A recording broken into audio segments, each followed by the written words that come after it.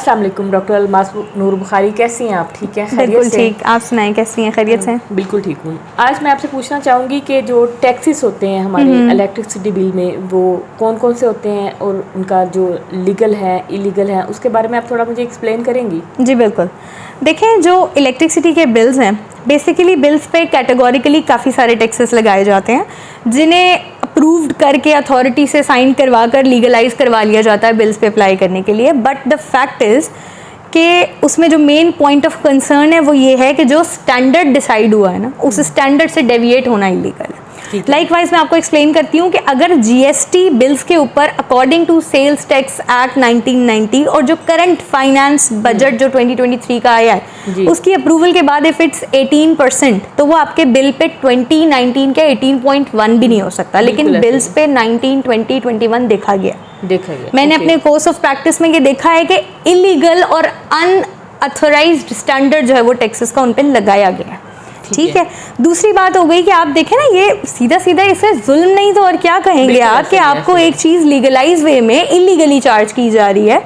Being a consumer, ये consumers को भी चाहिए कि बीइंग अ कंज्यूमर, ये कंज्यूमर का राइट है कि उसे पता हो that why is he paying and for what he is paying. ठीक है। अनएजुकेटेड होने की वजह से लोगों को वो अवेयरनेस नहीं है। देखिए, अवेयरनेस अगर डिस्ट्रीब्यूशन कंपनीज या वापडा इस चीज़ पे अवेयरनेस दे सकता है ना कि आपका बिल पूरा नहीं होगा तो आपका जो है वो डिस्कनेक्शन और जो भी मामला है वो किए जाएंगे, तो जो टैक्सेस लग रहे हैं इन पे अवेयरनेस देना भी उनका काम है। और अगर वो नहीं देते तो उसके खिलाफ अवेयरनेस लेना कंज्यूमर्स की रिस्पॉन्सिबिलिटी है। आप देखें ना, ई ड्यूटी अगर एग्रीकल्चर कैटेगरी के जो बिल्स हैं, आई हैव गॉन थ्रू दोस, कि अगर बिल पे प्रिंटेड है 1.0% बट लगाई जाती है 1.8%, आप उसको प्रैक्टिकली चेक कर लें, वो 1.8 होगी। वाई?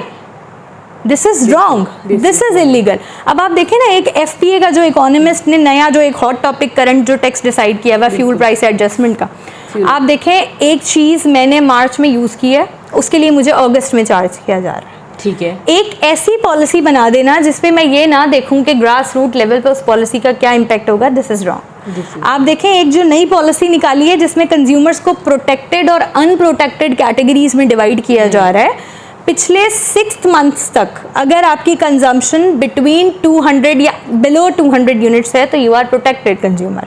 अब मुझे ये बताएं कि ये किस किस्म की पॉलिसी है कि मुझे मेरे करंट मंथ की कंजम्पशन को नहीं बल्कि पिछले 6 महीनों को भी कंपेयर करके चार्ज किया जाएगा। This is wrong, totally wrong. और लास्ट बात, मैं आपकी बात कंप्लीट कर लूँ अपनी, ये कि जो इलेक्ट्रिसिटी के यूनिट्स हैं, जो यूनिट्स पे हमें चार्ज किया जा रहा है डोमेस्टिक कैटेगरी में, बेसिकली उसमें स्लैब्स बनाई गई हैं।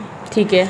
स्लैब्स बनाई जाती हैं बेनिफिट देने के लिए, बट अगर आप स्लैब का बेनिफिट ही बैन कर दोगे तो उसमें क्या बेनिफिट रहेगा? ठीक है। करंटली किया ये गया है कि जो प्रीवियस स्लैब बेनिफिट्स हैं उनको बैन कर दिया गया कि जो आपकी करंट स्लैब है आपको सिर्फ वही चार्ज होगी, प्रीवियस स्लैब बेनिफिट आपको दिया ही नहीं जाएगा। जबकि ओवरऑल इंटरनेशनल लेवल पे जब कहीं पे भी स्लैब रूल्स मैथमेटिकली फॉलो हो रही हैं तो वहाँ स्लैब का बेनिफिट है।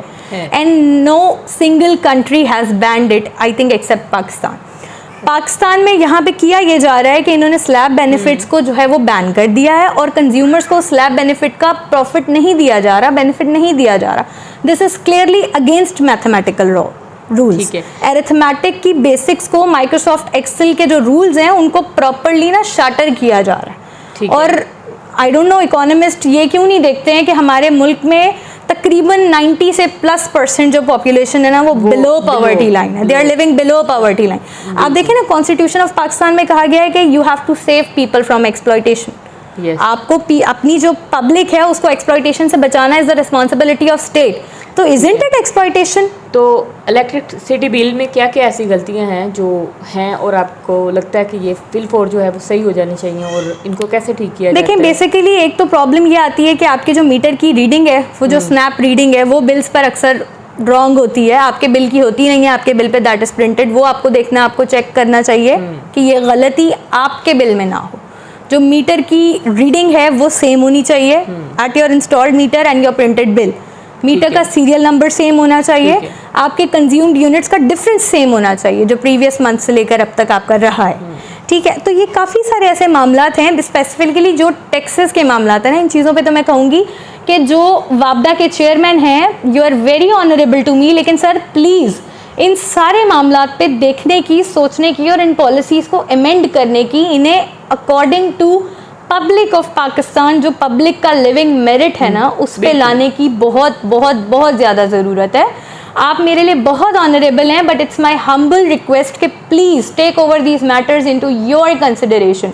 स्पेशली जो हमारे चीफ जस्टिस ऑफ पाकिस्तान हैं Umar Ata Bandial sahab, you are very honourable to me, but sir इन सारे मैटर्स की सॉल्यूशन की ज़रूरत है। तो kindly take a suo motu for these type of policies which are being running in Pakistan, ताकि आप इनका सो मोटो एक्शन लीजिए।